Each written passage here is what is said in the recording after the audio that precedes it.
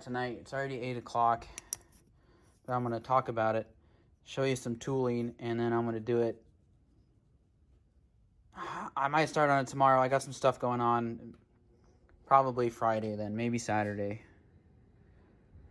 Today being Wednesday. These transfers, I like to, and most people, there's a lip right here, like to grind this lip down. I mean, just a little. I don't take it far or anything. Just knock that lip off. People say it can cause pooling. You get some fuel pooling in there. I don't know, but generally when you port a saw, you want to open up the transfers to some degree to get a little more flow through there. I mean, you increase the intake duration a bunch and everything else flows. So I'm going to go ahead and, knock that lip off. And then I've never done this on a 288, but I'm going to give it a shot. It worked really well in the last saw I did. I'm going to do a Bridgeport, Bridgeport,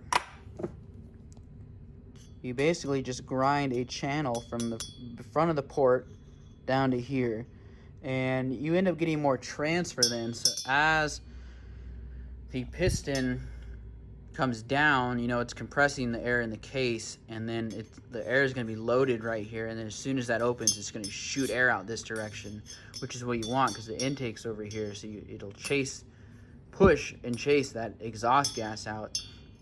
Just another way to get a little more transfer and open the case up a little bit. And one thing you want to be careful of when building a work saw when porting is you don't want to grind too much material away in the case, which this will be part of the case down here, because you end up getting a weak case compression, and then you kind of get this lazy saw. It's usually fine for more race saws or saws that you're trying to just spin real fast, but as far as saws that need some torque, you need case compression. So I don't do much. Knock this off a bit. I'm gonna do the bridge, which I haven't done before. I'm sure it'll be good, and gonna raise that transfer. I'm gonna do the same thing I did with the exhaust. I'm gonna put the ring in there and slide it up to where I estimate it. I'm gonna time it. I'm gonna find that mark. I'm gonna take my Sharpie and mark it. Then I'm gonna get out this expensive right hand piece. It's like a $350 or $80 piece from CC Specialty Supply. Only place you can get it from, and it's freaking expensive. And honestly, I don't even like the way it works. I've gotten considerably better at it from the first day, but you can't use it at an exact 90. You can't just go here and go. It'll catch and grab like crazy. You'll break your bit. You'll mar up the material. You actually have to kind of get in here like this, and then you got to angle it as far back as you can. And then you got to get it kind of going, and then you slowly bring it across. And then it gets kind of hard because you get caught up over here. But it works good. You get a good finished product. That's the best way to do it. There is another way to do it if you don't want to buy that stupid expensive right-hand piece that doesn't work all that great. What am I saying? It does work good. It's the best thing, but it's a learning curve for sure. You can take this bit here, that sphere bit, and you can actually come in at an angle like this and just go like that. It would kind of be called raising the lip. You can get some material down in there, and you can also take cutoff wheels. You can take this and kind of get in there like that as well. I know there's some other porters who did this just this way for quite a few saws and had good success. And I never had any problems in the past, just strictly raising the transfers with this technique here. And like I said, you don't have to buy that then. The difference, transfers probably don't flow quite as well. It's a little harder to get the direction correct for where the transfers are flowing, and this makes an all-around better looking port.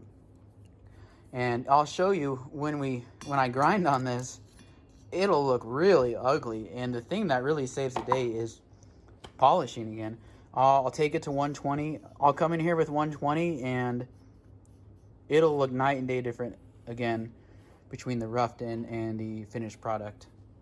So yeah, I'm gonna do that tomorrow or something, which won't matter because the video will just pick right back up again.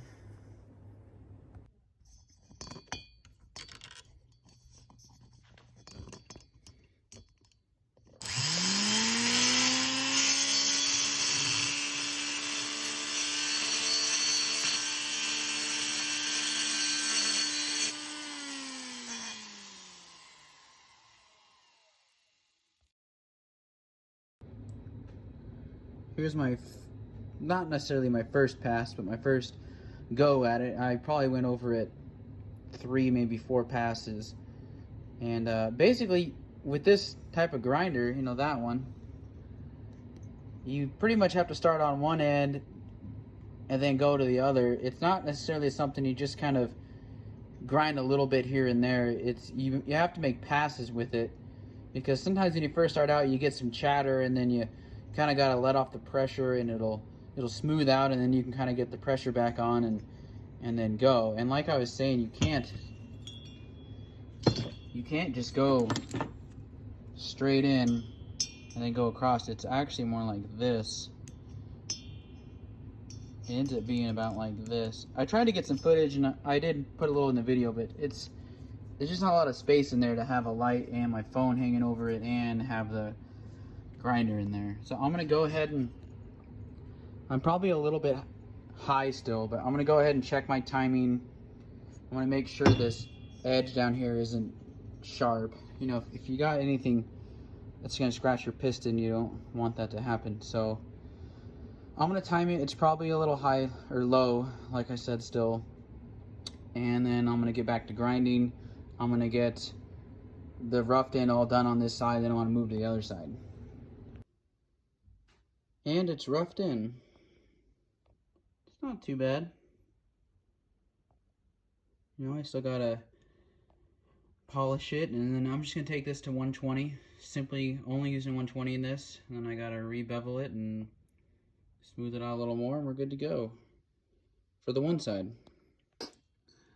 Okay, so once you have your first one roughed in, you know, right where you want it timed and everything, after you grind the next one, you can place your ring in there, use the piston if you got a mandrel to push it down, and now you can kind of see, let's see here. So this one here, where the ring's at, it's not quite opened yet. You can still see some cylinder in there, where my first one over here, it would just be starting to open.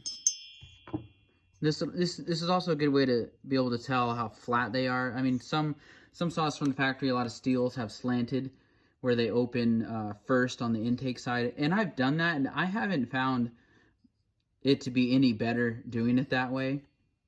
I have extended transfers towards the intake, and you can do that on most Huskies because they only have a single ring, and they're awesome, and they put the pin in the middle of the intake. I wish every saw was like that. Most, if not all, steels are not that way. Super annoying. But yeah, so you know, you can use your rings, make sure they're both open at the same time.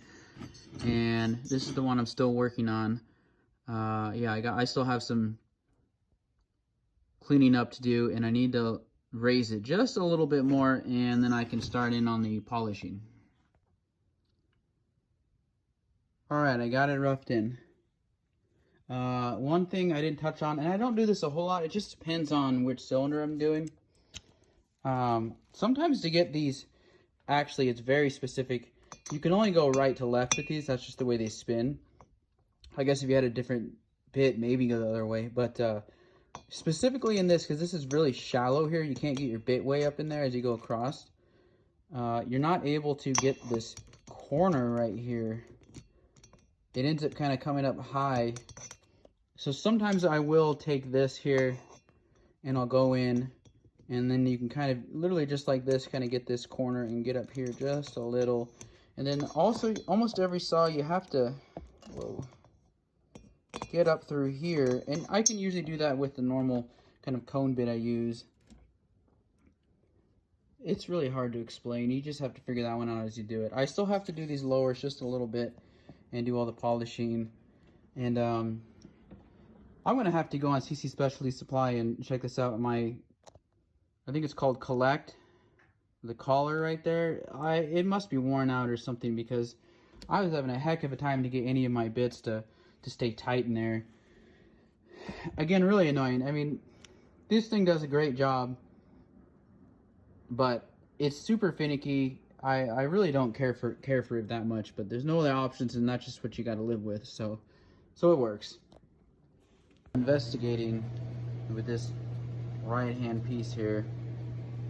Here's the collect. So this is the 3.175, which they called it that's millimeters.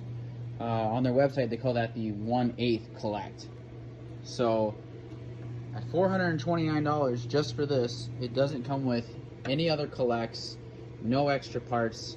It comes with a few weird attachments. I think they might be sanding disc of some kind.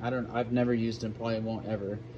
And I've never had any issues with this slipping before, but I couldn't really hold any of these bits in it now.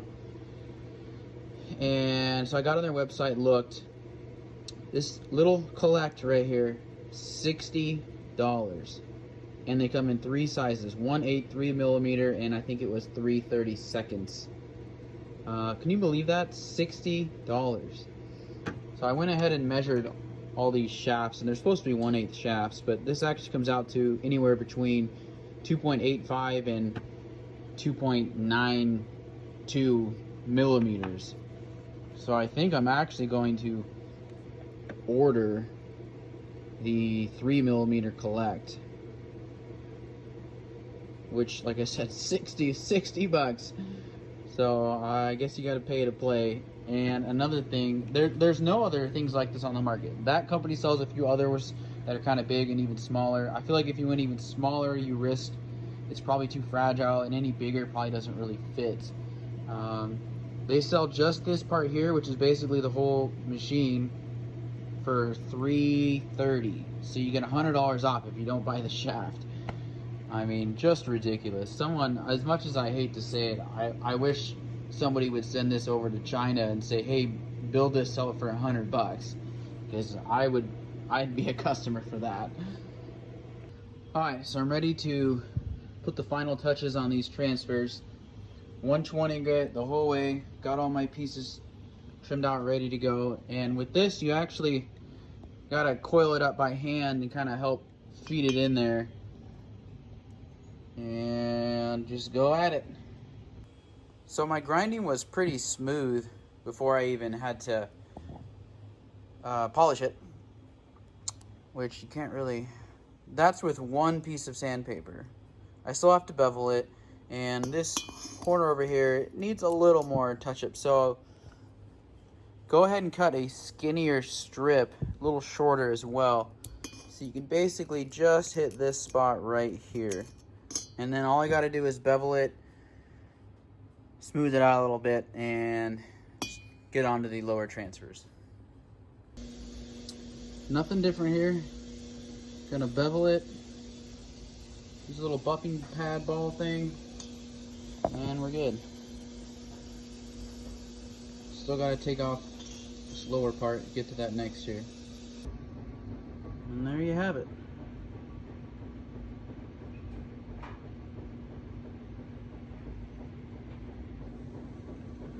Nothing too hard. That's it. One ported cylinder. Not sure what else I can think of to say at the moment, other than thanks for watching. That small group of you who do watch these long videos, hopefully they helped.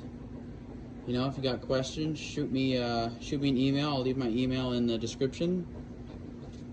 And hopefully here in the next hour, I can get this thing put back together and start running it.